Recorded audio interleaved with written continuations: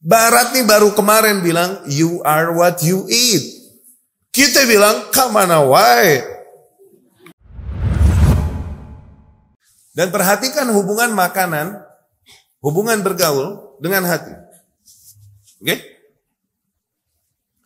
Betapa syariat Islam nih, tubuh kita nih, semuanya nyambung satu sama lain.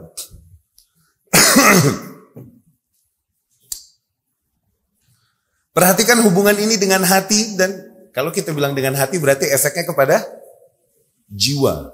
Oke? Ya? Nih. Di dalam Islam, apa-apa yang diharamkan itu tidak disebutkan per item, tidak. Jadi Rasulullah SAW tidaklah absen kebun binatang gitu, enggak. Anjing, haram. Ayam, halal. Enggak dia absen kebun binatang. Kalau disebutkan per item sama Rasul, hadis nanti jadi banyak luar biasa, susah ditelitinya. Seringkali disebutkan hanya beberapa item, kemudian disebutkan sifat umum. Sifat umum aja.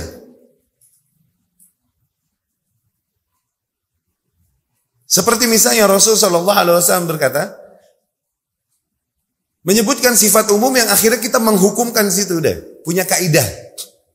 Misal Allah berfirman, misal, uhilla lakum saydul bahar. Tuh, dihalalkan bagi kalian hewan penghuni laut. Udah, kalau udah laut semuanya halal. Semuanya halal, nggak ada yang haram kalau udah urusannya laut.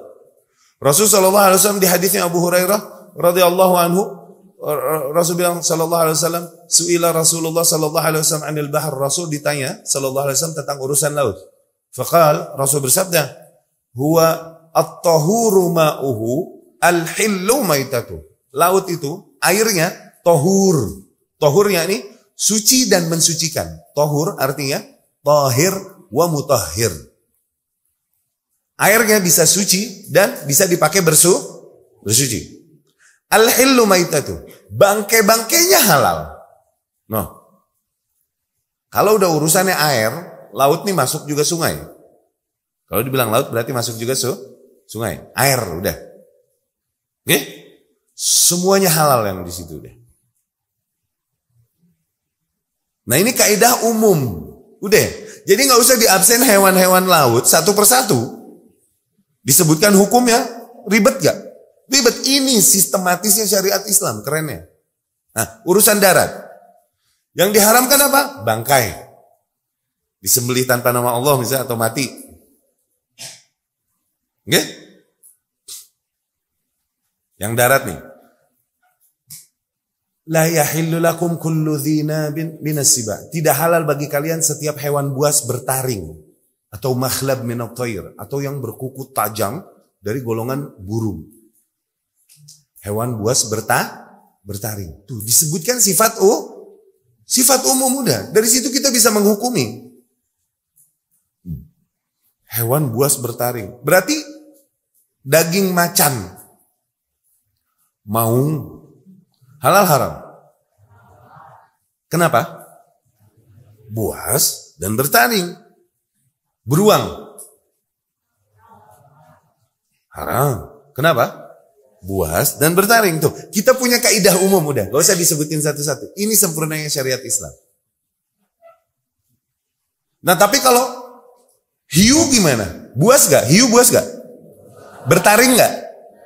Halal haram? Halal.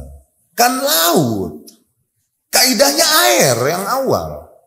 Mau taringnya semeter lagi. Tapi kalau udah urusannya air, mau bangkainya lagi. Halal. Kok haram sih? Hah? Cucut? Piraku haram. Hah? Masa hiu haram?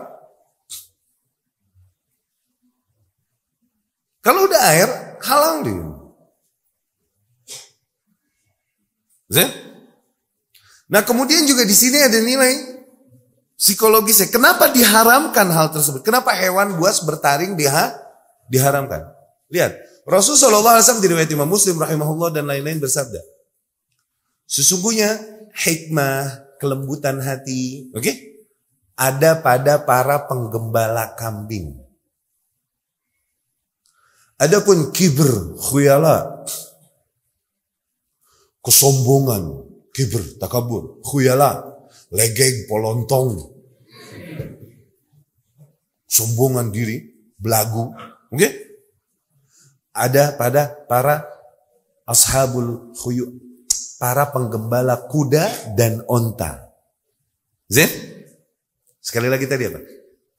Kesabaran, kelembutan hati ada pada para penggembala kambing. Penggembala kambing. Tapi kesombongan, belagu nih ada pada para penggembala kuda dan onta. Kenapa demikian? Para ulama memberikan syarah. Di antara syarah yang disampaikan Syekh Utsaimin ajib rahimahullah.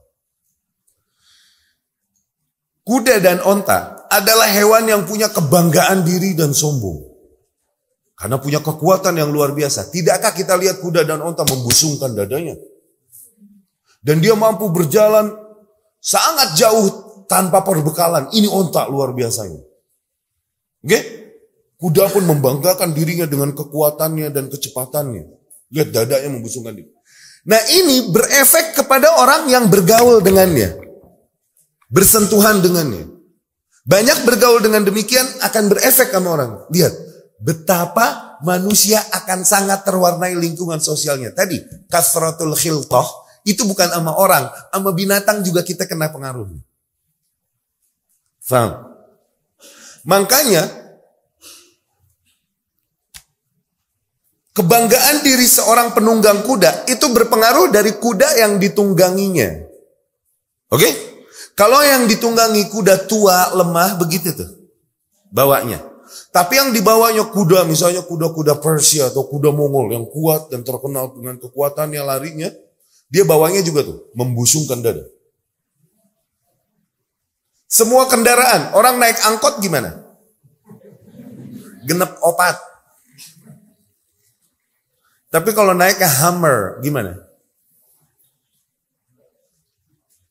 Itu jiwa manusia. Begitu mudah terpengaruh hatinya sama apa yang dia bergaul dengannya. Faham? Dia kalau gaul sama kuda sama onta, terpengaruh sifat kuda dan onta. Kebayang gak sekarang kalau dimakan? Apa yang terjadi? Lebih jauh lagi, bagaimana hati dan sifat seseorang kalau dia makannya macan.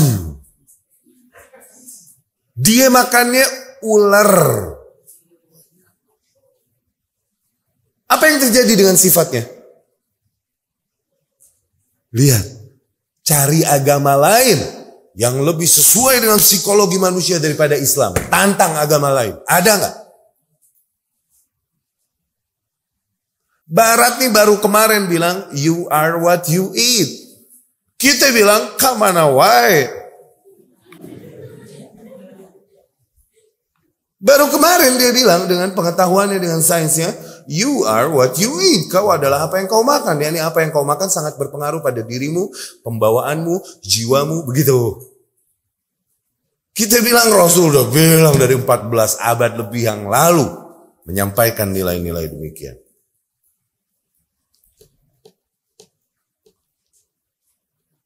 Tayyib.